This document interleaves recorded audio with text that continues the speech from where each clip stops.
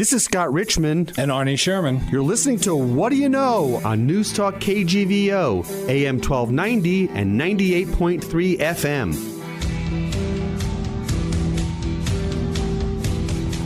Arnie Sherman, a good Sunday morning. Scott, good morning to you. You know, everywhere I travel, and you know I'm a traveler like you are, wherever I go. You travel more than I do. Yeah, that's true. I've been trying to get all my traveling in, post-COVID. But wherever I go, as soon as I say I'm from Montana, the first thing I hear these days is about Yellowstone, the TV series and all the offshoots, 1923 and all the others. Yeah. And what I found fascinating has been, and we're going to talk about it today with our guest, but has been the economic impact of a TV series on a state like Montana. And the Bureau, of Business and Economic Research at the University of Montana just completed a study from the year 2021 where they have all the data in to show the impact of just a Yellowstone show, which has about, I think, this season when it opened its first episode, had 12 million viewers. I mean, you can't get that kind of free publicity any other way, right? 12 million viewers. But in 2020, to 2021, Yellowstone brought 2 million people to Montana just as a result of that show. They were able to determine that by asking and doing the research, that they do. And it had $730 million in spending from those 2 million people that came. And a lot of it was in our area, even though the show is supposedly, around Bozeman and, Paradise. And and even, some of it's filmed in Butte. As we know, most of it is filmed here in Darby, Hamilton, Missoula, and the Bitterroot Valley.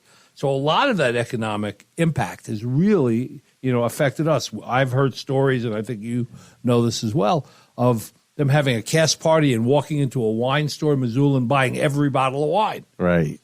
Or buying furniture for the Dutton Ranch, which, as we all know, is the Chief Joseph Ranch down, close to Darby. Right, in Darby. Refurnishing the entire ranch for the show and letting them keep the furnishings. And, of course, hiring many, many people to work on the set and to be gophers and to do all kinds of work. It has really had a tremendous economic impact. And I think it's a good lead-in to our conversation today with Emily. And tell our listeners a little about Emily. You've worked with her a lot. So Emily Ralston's with Destination Missoula and the tourism board here in town. And they are on the pulse of what's going on as it relates to tourists and out-of-staters, out-of-country people coming to Montana.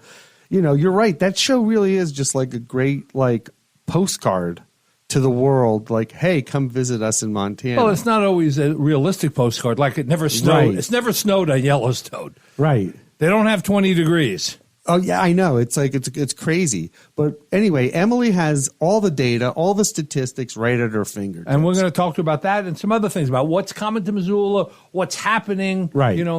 Has it become a more happening place in the last couple of years? Back after this with Emily Ralston. Arnie Sherman, we are back with Emily Ralston. From Destination Missoula. Emily, welcome to the show. Thank you so much. It's fun to be here. So right off the bat for our listeners, tell us what Destination Missoula is. So Destination Missoula is a destination marketing and stewardship organization for our city. And that means that we promote this area for sustainable year-round tourism. So is it equivalent in other towns to what we would call a Convention and Visitors Bureau? Yes. Yep. And that's a little bit more kind of antiquated language. Right. As we grow and evolve, we like to, change the lingo as well. Yeah, because it's not just conventions. Conventions are a very limiting kind of thing. Right. Yeah, absolutely. But officially we are recognized by the state of Montana as the CVB for Missoula. See, and who makes up the membership? Who are the members of Destination Missoula? Yeah, so we are a membership organization. We have about 160 members, and it's really across the board. We have a bunch of hotels that are members, and then we have restaurants, we have attractions like the museums in town, and then we have, services that kind of run the gamut.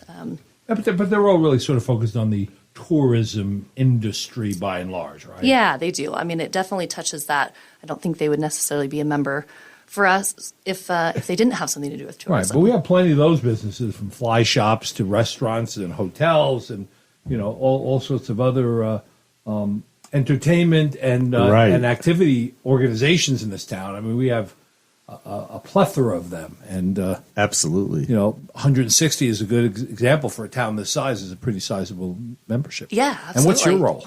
So my role is one of our group sales managers. So I work pretty specifically with meetings and conventions, and I get to invite groups in to have their annual association meeting, convention, board retreat, anything like that. And how large a group can we now handle? There's been over the years we've had people here talk about we need a new conference center, we need a convention center like Billings or whatever. How big a group can we handle? And in your opinion, do we need some venue that we don't have? Yeah, that's a good question. And it kind of depends on each group. The University of Montana has a great convention center, and they can, in that ballroom space in the UC, Right, can yeah. hold about, 600 people in that room. But a lot of these groups that I'm working with, right, they have that big general session where everyone's in there, and then the they break breakouts, out, right? right. And that's where we kind of run into a little bit of limited space. I would say kind of our sweet spot is around like 200 to 350 maybe. Right. And, I've gone back and forth on whether, we want that big convention center here in Missoula. When COVID hit, I think we were pretty thankful that we didn't have that because Right. we didn't have all this business that all of a sudden had to be canceled. Well, you have like the Hilton Garden Inn, right? Yes. That has a nice sized ballroom that you can accommodate. And I think is the new Homewood Suites, aren't they going to have are they having a convention center attached to it? They won't have a convention center. They might have some meeting space attached in there. Here's the challenge for Destination Missoula and everybody else that's in this planning. The bigger events, you have to have breakout rooms. Right. And people are getting very fickle about how far they're willing to walk. I was just involved in a conversation where I was hearing feedback about a venue that a company was using that had about 2,000 people, and it was on 4 levels in a hotel in Chicago. And the reviews from the attendees, they're never going to use the facility again because people didn't like going up and down 2 or 3 or 4 levels. They wanted it all on one level, easy to get to.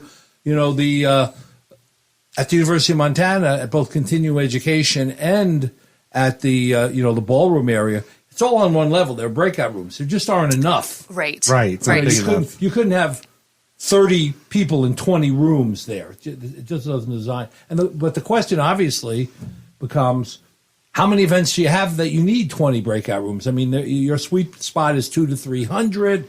Are there enough of those events around that want to come to Missoula? Absolutely. Yeah, we've seen, kind of since last year, once COVID really started to wane a little bit more, we've seen the group business, that convention business really ramp up. Our convention hotels, the Hilton Garden Inn, Holiday Inn downtown, and the DoubleTree have been very busy with business. And we see a lot of that business kind of in the spring and the fall. Those are kind of our convention seasons. They're outside of kind of our peak summer tourist And you have season. to bid these a year or two ahead of time, right? A lot of these folks are booking these events way in advance. They are, yeah. And that's kind of more the typical, right? They have kind of their 2023, 24 planned, and maybe we're looking at 2025.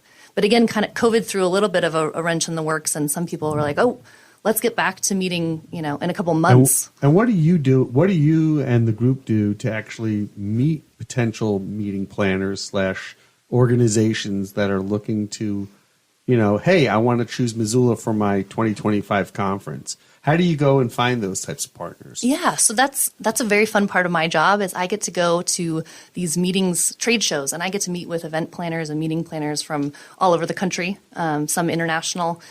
So depending on, the year, I'll go to Seattle or I was in Boise this past fall, and I just like speed dating with meeting planners. And so I get to tell them what Missoula has to offer. They get to tell me kind of about the group that they're working with or multiple groups, and we try to make a match. How long have you been doing this?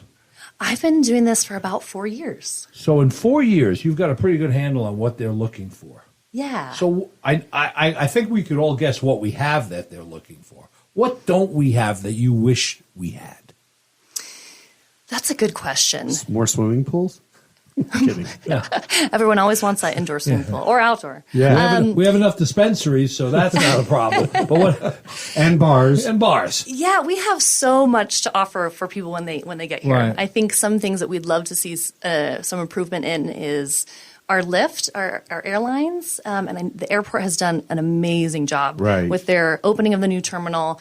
We were maxed out with space, so now we've got more space for more flights to come in, more carriers to come in. So I think that would be something we'd love to continue improving, just because then we can get more reach to more people. You know, again, like you were saying, people don't want to go up and down floors in the convention center. People don't want to have to make more than one layover. Right.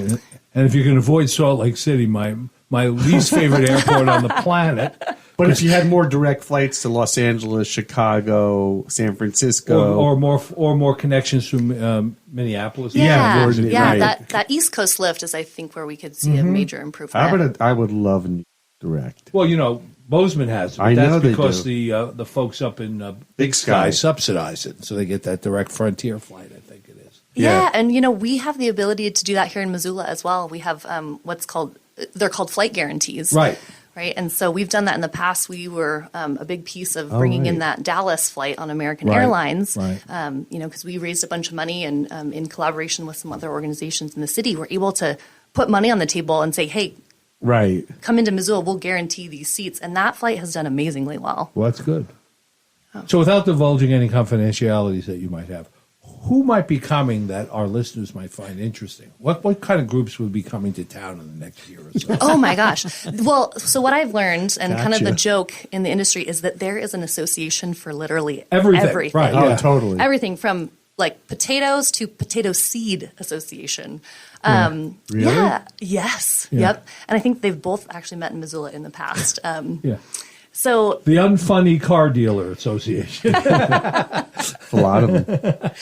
Yeah, we upcoming have a group that's very outdoor, like in the outdoor kind of media industry that's going to be upcoming. I'm trying to keep it a little bit vague. Right. And then we have a couple of different like historical and museums associated meetings that are coming up. So I think the great thing about Missoula, and again, back to, do we want people, that just press the button on the elevator, go from their room down to the convention floor and back up? We really attract a type of attendee and a type of group that wants to experience Missoula. Right.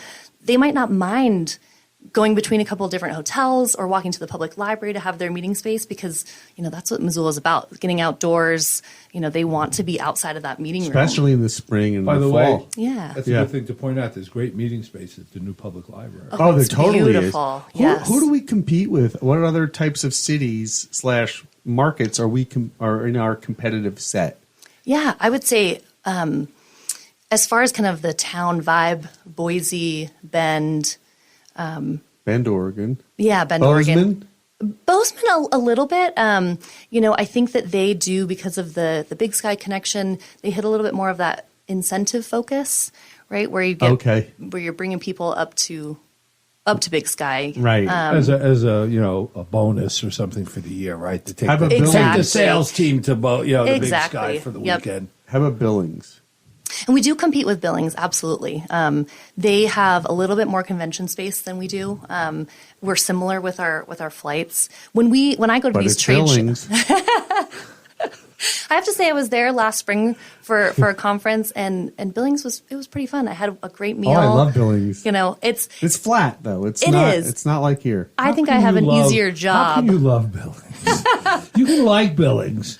Arnie, I like Butte better than Billings. Good. I like the vibe in steak Butte place better. in Billings. We also compete with Coeur d'Alene, right? And Spokane a bit. Yeah, probably Spokane maybe more than Coeur d'Alene, just because Coeur d'Alene has that the resort there, and so they'll be maybe more akin to something like Whitefish as well, and a little bit more of that incentive vibe. And so we will. Spokane has the Southwest direct nonstop flights out of there, so that makes them a little bit easier place to get to. Yeah, and they do have a convention center. So have you noticed a difference in the work that you're doing and the interaction that you're having with potential clients and customers as a result of a show like Yellowstone? Have you felt, is there any, I have, yeah. I mean, when that started airing, I was a little bit of a latecomer in watching it, and I went to a couple shows, and I had people asking me specifically about it, and I thought, I better watch this show. I better watch it for work. And, it's been very enjoyable. I mean, say what you will about the drama aspect of Yellowstone, but it really shows our area off well. It's beautiful. And we get, my coworker, Kara, works in the group travel market, the domestic tours where buses are coming through. And we have seen a huge spike in demand for anything Yellowstone related.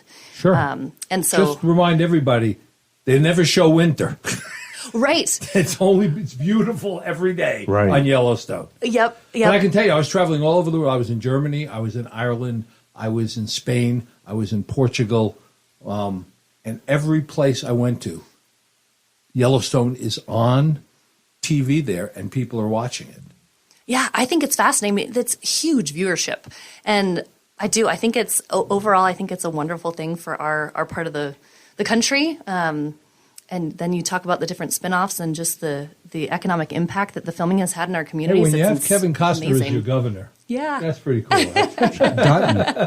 John, yes. Well, what I find really interesting is in this season's storyline, tourism is a big character and part of it, right? Where they're basically saying, look, manufacturing's gone away, cattle ranching has gone away, it's gone to South America. Tourism is our business. And I know when I sat on the board of Destination Missoula, Missoula has a complicated identity issue with tourism. Yes. Like we're in the tourism business, but they don't like to admit that we're in the tourism business, which I don't get. But you admit it. I mean, you're in it. We fully embrace it. I do. And, I grew up in this town. I've seen our town evolve. I know what good tourism brings in, and I think we're really at this point know that we have such an ability to communicate with those visitors and can help them visit our area and explore Missoula in such a responsible way. Yeah. And I think, for residents who, love to go downtown, maybe in the middle of winter, and they go to their favorite restaurant, that is being sustained by those tourism dollars that come throughout the year. And, the conversation, you've been here your whole life. I've lived here for 26 years. First day I got here, I heard the conversation about we don't like these Californians coming in and ruining everything. And it's 26 years later, and you got a variation of that going on. But it's the change that you see everywhere. Right. Right. Unless you're in the Rust Belt of America. I hear it when I'm in Cincinnati. I was just in Tucson, and people are saying the same thing. All the California people are coming to Arizona. Right. They're saying it in Nevada. All these Hawaiians are moving. It's just everywhere. We have a mobile society, and we have the ability to go where it appeals to us. And that may not last for your whole lifetime, but there's that mobility. And I think you're absolutely right. There's more good than bad that has happened. Arnie, what are the tax implications with a show like a Yellowstone? Like, what does that generate? 1 year, $47 million in state sales tax. From a show like Yellowstone? 10,000 people employed. $47 million in tax revenue, $741 million spent by the 2 million visitors. 2 million visitors that have indicated they came here primarily or partially as a result of watching Yellowstone. Right. When those numbers came out, our office, I think, was pretty shocked. I mean that is a massive amount of money. Yeah. If somebody sat down with you and said, I could generate $2 billion in revenue for the state, you would think there was some kind of huckster, right? How can you do that? What are you going to do? Build Disney World in Montana? We already have Disney World in a different way. Right. And, Arnie, between that and cannabis and recreational cannabis, Yellowstone Cannabis Factor has really thrown a lot more money into our coffers. It's funny because there is another show, I don't know if it's even still on, that was called Big Country. That was anher Montana. Big Sky. Mm-hmm. I do remember that. And that also added to it. This is a much bigger impact than back, 40 years ago when they had River run through it. That was really it made everything look lush and beautiful, and I know there's an economic impact. But I really focused on a fly fishing and a family kind of story. This has got so many spinoffs already. What, there are 3 shows? There's going to be 4 or 5 shows now? There's going to be that are all built off of the nucleus, off of the center point, which is Yellowstone. Right. I mean, there's going to be one with Morgan Freeman. I mean, I don't even know how he fits into all this, but he's just signed on to star. 1923, 1883. It's called The Duchess with Morgan Freeman. It's about a woman, pioneer. But I have a question, and related kind of to what you're here to talk about. So how many organizations are there in our market area that really benefit and take advantage of tourism, and how do you help them put themselves front and center to actually, if they're doing an event or they're doing an initiative, how can Destination Missoula help these local organizations, whether it's a race or a tournament or you tell me what makes tourism fly here in Missoula, and how do you help them? Yeah, absolutely. I mean, I think we have and we will continue to touch a lot of those different organizations, whether that's, we have a free events listing on our website, and you can put your event information on there. We get, it's something like, 10,000 hits a month of visitors looking at that page, so really they want to know helping what's going promote, on. when and where these things are taking place. We also, so Destination Missoula and the Tourism Business Improvement Districts are, two organizations kind of under one house, under Destination Missoula. Right. And the TBID is funded through guest dollars that are staying at hotels in town. And so the TBID hotels, we have 36 in Missoula right now. And every time a guest stays in a room, they pay $2 on top of their room rate, and that goes to the TBID for research, for marketing, for promotion. And then we also have money that we grant out to different organizations that are having events in Missoula. What does that look like? So that number has changed a little bit over the years. COVID, we definitely took a hit because no events were happening. But we have an application process. We do 2 cycles a year, so folks can apply. And really, we're looking at new events that are coming into Missoula or ones that are growing and need a little bit of help really getting it out there, marketing to a greater area, to multiple states. And it can kind of run the gamut of what that looks like. A meeting planner who's having their meeting at the university or at one of the hotels could apply, or a race could apply. Music, arts, absolutely, crafts, whatever. Yep. We've had a bunch of different grantees over the year. Let's see, where are my numbers? We've had 72 events that we've granted money to over the years since 2011. Wow, $2 isn't enough. I know when I travel around, I'm paying a lot more than that in almost every other place that I go to support that local. I mean, New York City, it's like $40 a night. Absolutely. Like yeah. And we're getting $2. Yep. What should we get? Yeah, I always say the cost of living is the same as New York. I don't think anybody's not going to come here if it's $4 a night or $5 a night, right? I mean, it's just the ads on. It's like, it's a tip or it's that number, though, is not determined by Destination Missoula. It's determined by the state, right? So it's actually determined by the city of Missoula. Oh, so by the city. If we wanted to change that, it would have to go through the city of Missoula and city council. But the TBIDs in general across the state, it's part of the Montana state legislature. Do you know what Bozeman gets per head? Or what Billings does? $2 right now is pretty much the going rate. I know that there's some communities that it's $1 or $1.50, but $2 is the highest. That's amazing for the state of Montana. Seems so low. It does seem pretty low. It's interesting. In Montana, we have the state accommodations tax or the bed tax. Right. So if you stay in a hotel or at a campground, it applies to more than just hotel motels. You'll get a 8% tax added to your room charge. But that's the state's collecting that. That's the state, and we get a small piece of that comes back to Missoula. Right. But the TBID $2 fee just is in Missoula. Right. That stays in Missoula. Of course, other communities have a TBID as well. But. So the grant process, since we're coming up on another cycle, right? Yes. Talk a little bit about that and how do people take advantage of that? Yeah, absolutely. So our applications are due March 1st. We have in my opinion, very kind of streamlined, easy grant application. You can apply right on our website. And you basically just have to tell us some information about your event, when it's taking place, how many people. We have a couple, eligibility time requirements. Yep, right. Time of year is a big one. We really try to push these into the shoulder and off seasons. So you get kind of extra points on your application if your event is happening between October and April. Got it. We know it's really busy here in June, July, August, September. So we're trying to push those newer events or bigger events to happen outside of those times.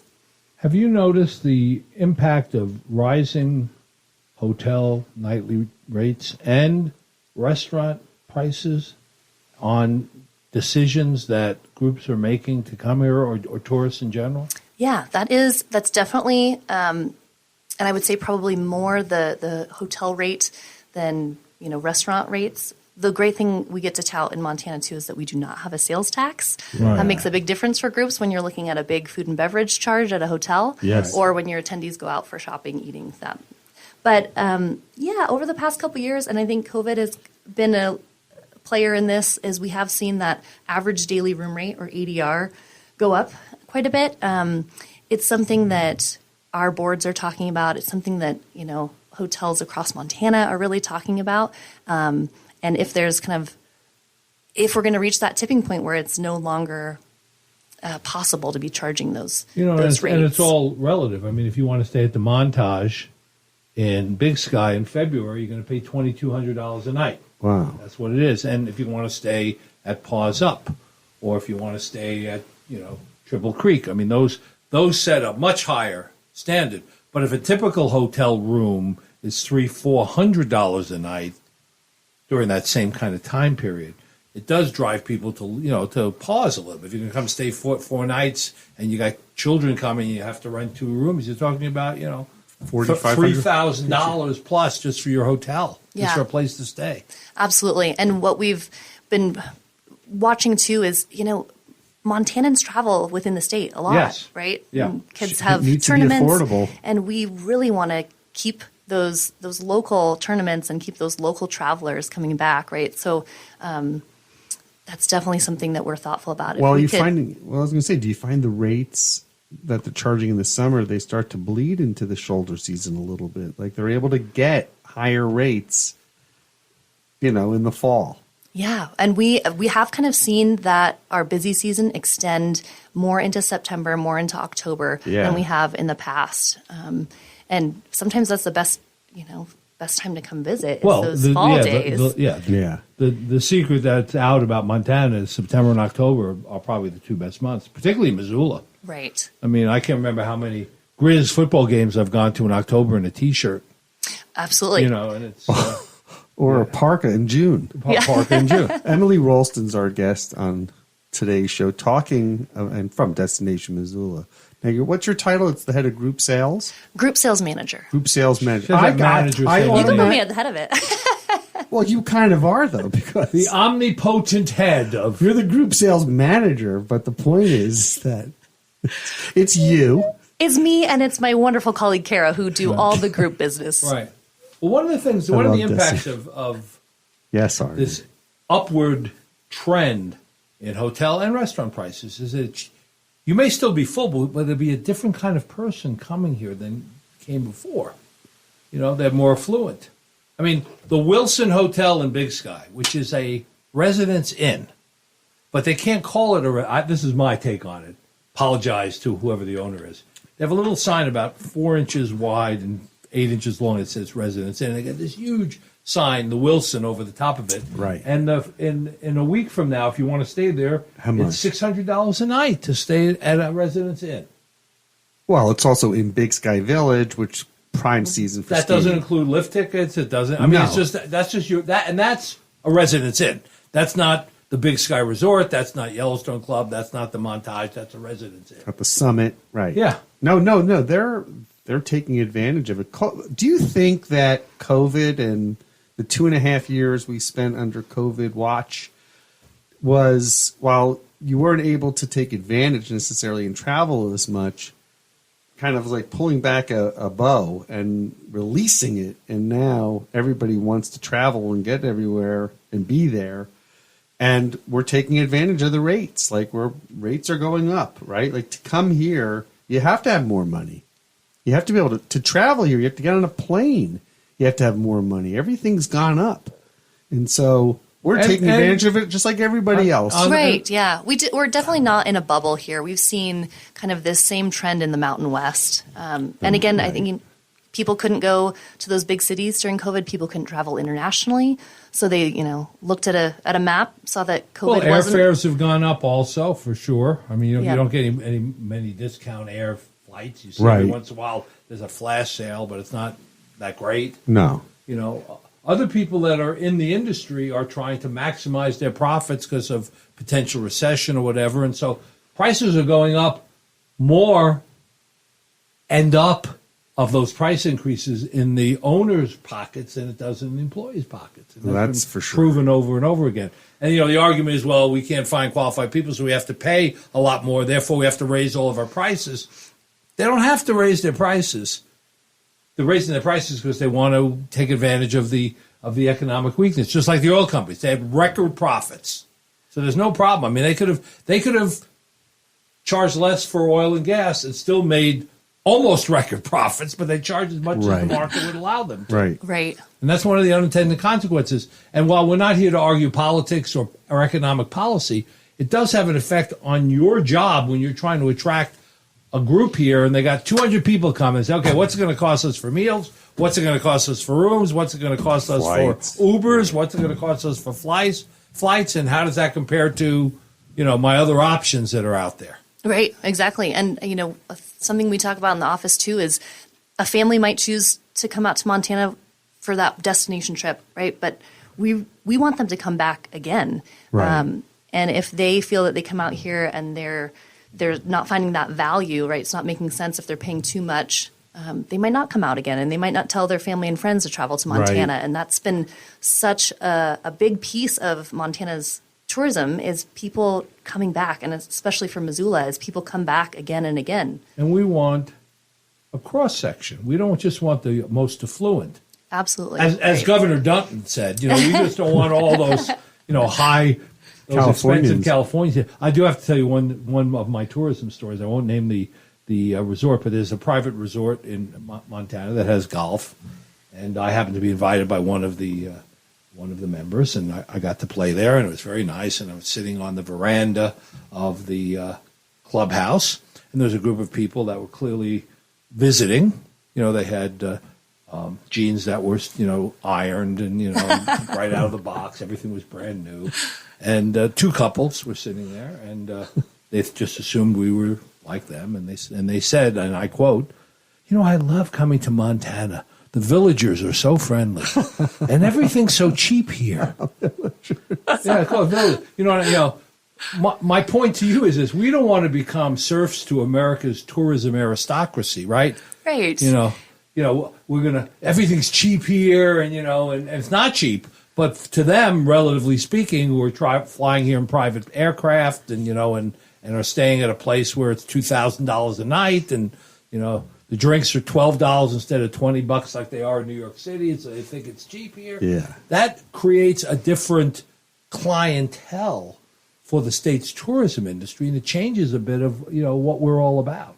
Yeah, absolutely. And we want there to be a diverse set of people that are coming to visit us, right? Yeah. I think that the main thing that we want in our visitors, right, is people who will really value this place, who will understand Missoula values, Montana values, and treat this place like we do, and so that they can come back again and again, and it.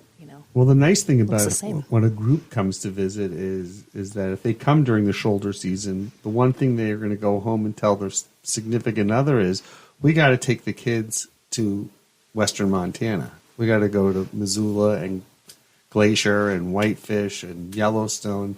Let's do a 10-day road trip.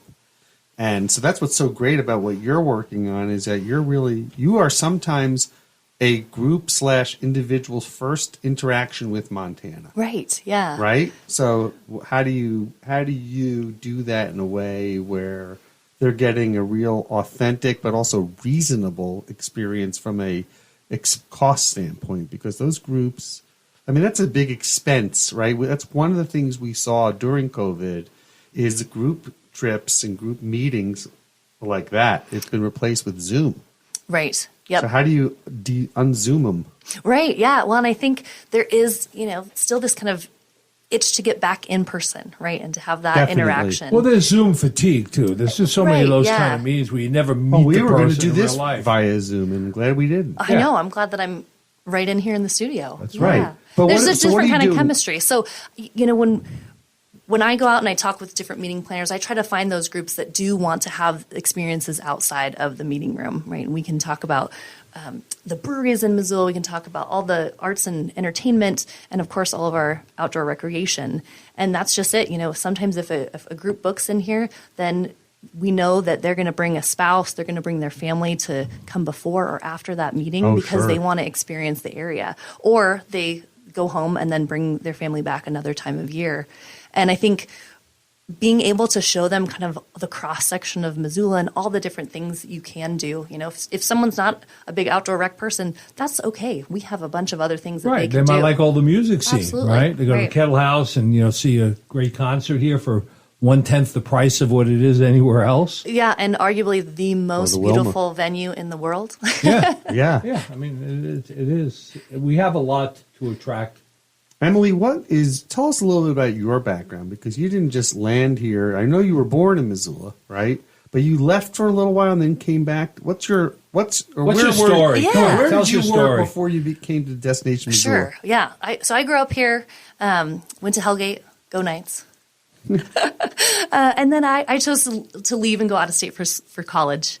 Went over to a small college in Walla Walla, Washington, and then lived in Seattle for a year after that, had a little dose of the big city, and then wanted to come back. I really missed that access to outdoor recreation What were you doing we have in Seattle? Here. In Seattle, I worked for a kind of a startup tech company that they were a data center brokerage firm, and which is absolutely not my background. I was an anthropology major in college, and it was fun. I got to do kind of different special projects and stuff for the CEO, and they've done amazingly. But I wanted to come back, and then when I moved back to Missoula, I got a job with Adventure Life, and they're an adventure travel and touring company with Brian. Yeah, with Brian, and did that for about 15 months, and just felt that it wasn't the best fit, and then moved on to Destination Missoula, where I could focus more on that inbound tourism instead of outbound. Sure. So you were in a very interesting town to go to college in, Walla Walla. Yeah. Which most people never heard of, and then all of a sudden they really promoted the heck out of their wine industry, and now it's become a destination venue. Absolutely. And actually a pretty cool one. I love going back to that town, and I think they're probably seeing some similar things that we are here too, right? Well, they're smaller, right? It's about half. It's about what, 25 or 30,000. I think they're about 30,000 people. Yeah, so it's a smaller community, but they've got a lot of stuff. That whole downtown, a lot of restaurants, a lot of night spots, a lot of interesting. Have you wineries. been recently? I want to go. Yeah, it's great. I really like it there. They have a cool hotel. Yes, that's down. They got a nice hotel downtown. They got a bunch of great hip, vineyards and wineries. Right. I was going to say, you are Walla Walla, and then how about Spokane, Tri-Cities? Like, you could do the tour. Yeah. Oh, absolutely. All really close in there. And I think they probably have a lot of drive market from, Seattle, Portland. It's like 4 hours to get to those cities. So they have a little tiny airport. So I feel very lucky with our flights in comparison to Walla Walla. But great community, and the folks in the tourism office over there are really fun too. I've had the chance to meet them. So yeah, that's good. Well, our airport, as you know, is going to double in size. It is, yes. And I mean, it's great now compared to what it was. It's going to be even greater, and that's going to afford better, service and more that you can, tout when you're trying to attract businesses here. Right. And Arnie, you were just traveling. Yes. And you were just going through Salt Lake City. Yeah, which I hate. I'll tell you what they did there. Why do you hate it? I'll tell you why I hate it. Because they made the wrong decision. They decided to close up the old terminal and open the new one 2 years before it was ready. So last night, 10 degrees out, you land in the A terminal. Then you have to, and all of the flights to Missoula leave from the end of the B terminal. They're two very long terminals. So far away. Half a mile long almost. Right. You have to walk down, go through 3, movable sidewalks if they're working. If you're handicapped, you have to wait for somebody, and there's hardly anybody ever there because it's hard to staff that. Then you come up on the other side, you walk all the way to the end. Then when they call the Missoula flight, you have to walk down a ramp that goes back and forth and back, sort of a switchback. You walk almost a third of a mile to get to a bus That's a 5-minute bus ride to your plane. Ugh. This is third world. I did that in Africa. You're not supposed to be doing that. And they say this is going to go on for another 2 years. Yeah, it's a major project. So I really don't understand, and I probably could get an explanation for it, but why? We did the right thing here, right? We kept our airport running like to the day the new one was going to open up. turned We it just flipped. Yep. I mean, it was amazing, the transition that they made. That team Was literally, fantastic. carrying over computers, desks, all that stuff to make it happen in one night. And You're right. the old airport there wasn't that bad. I mean, the old Salt Lake City airport wasn't really that bad. No, it's fine. It was fine. They could have kept it open for 2 more years, built this thing out, and then moved everybody over. But they didn't, and so you have all of this, commotion. If you fly, you cannot. If you fly in an international flight, because there are some directs to London and Paris, and I've taken them, you have to plan to have at least 2 hours to clear customs. They also do something in customs there that I've never seen anywhere else, which is you wait for your bags first before you go through customs.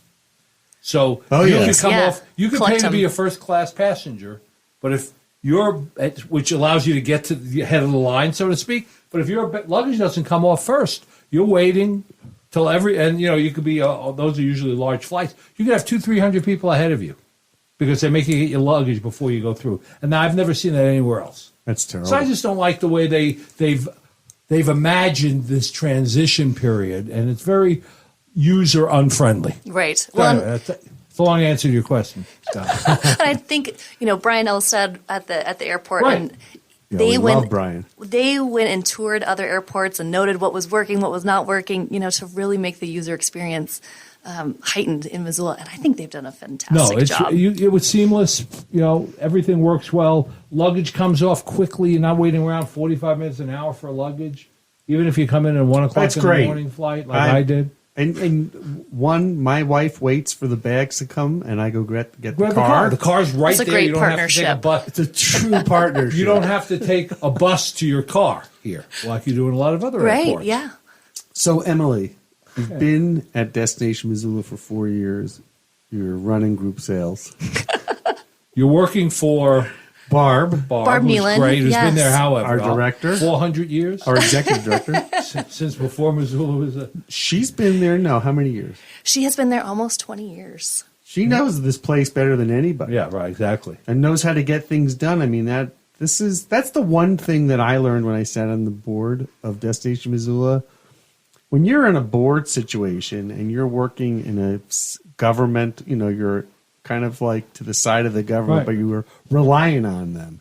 Things take a long time to get done, so it's a long game. It's not like Right. boom boom. Plus, right? the other thing we Right, haven't talked absolutely. about is that the workforce in Missoula and the infrastructure of the business activity here has transformed since you were at Hellgate.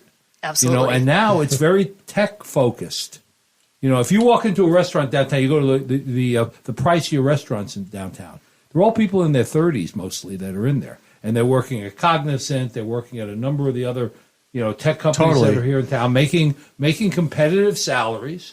Which which allow them to For larger markets, right? Yeah. Right. Exactly. Yeah, and that hasn't had an effect because that will attract more conferences and more events.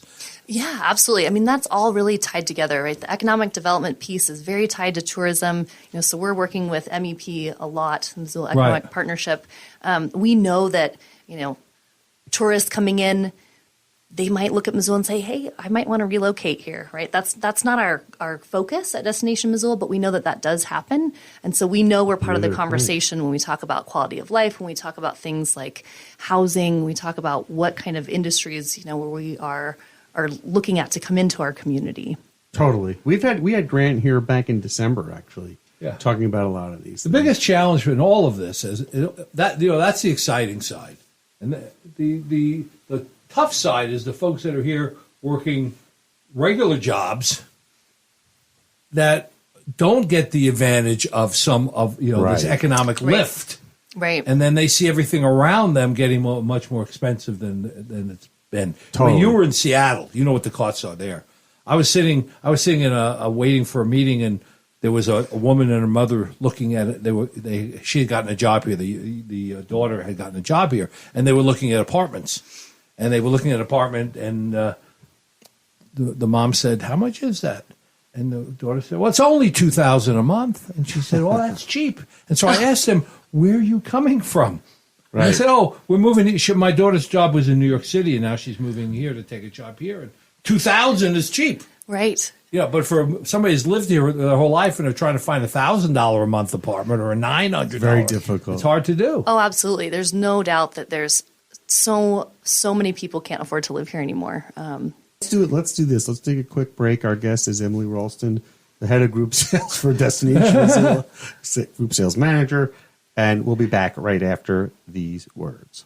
Arnie, we are back with Emily Ralston. So, Emily, we're heading into our 20th anniversary of Destination Missoula, and you're launching a new stewardship program, right? So tell us a little bit about that. Yeah, we are. So we are very excited to be celebrating 20 years, and we have been wanting to do kind of this 10-year tourism plan for a while now, and COVID kind of hit the brakes on that project, and we're actually glad it did because COVID kind of brought around some different focus for us with this, and so now we're headed into a destination stewardship planning process, and it's really to try to get the thoughts, the sentiments from our residents, from our local businesses, from different organizations, really to shape what Missoula tourism looks like for the next 10 years. How can we make this sustainable? What can we do better? What do we need to, what are things that we don't know that residents are feeling about tourism? We really want to reach out to the community and have it be a big conversation. And that's an important thing for an organization to tackle. Sure. It's a lot of work. It is a lot of work. Earlier we were talking about grants. Money always attracts me, interests me. So how does that grant process work to get some of this money that you guys have? Oh, sure. Yeah. So the grant process, you can go on and apply online at tbid.destinationmissoula.org. Do that one more time, slower. tbid.destinationmissoula.org. Okay. And you can click Grant Opportunities. You'll go to our application page. You kind of can check and see if you're eligible for the grant. There are a couple that we want you to have at least 100 room nights that you're bringing into our community. Want to make sure that you have enough planning time before your event. So we require 7 months in advance. So for this cycle, any event that's happening October 2023 or later is eligible to apply. We have a great grant video that one of our board members, our previous board members, Christine Johnson, did for us, where she walks you through the process. It's very easy, and you get an additional 5 points on your application if you watch that video. Smart.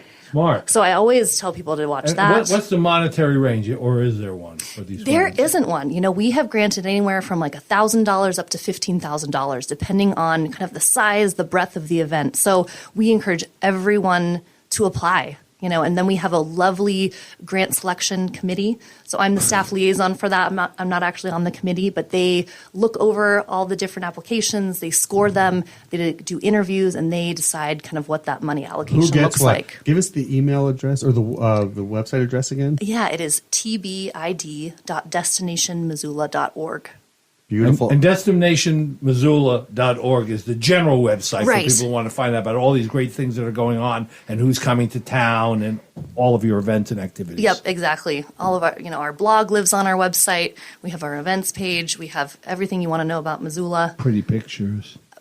Lots of pretty pictures. Yeah, their Instagram is great too. Yeah, great. Anyway, this hour flew by.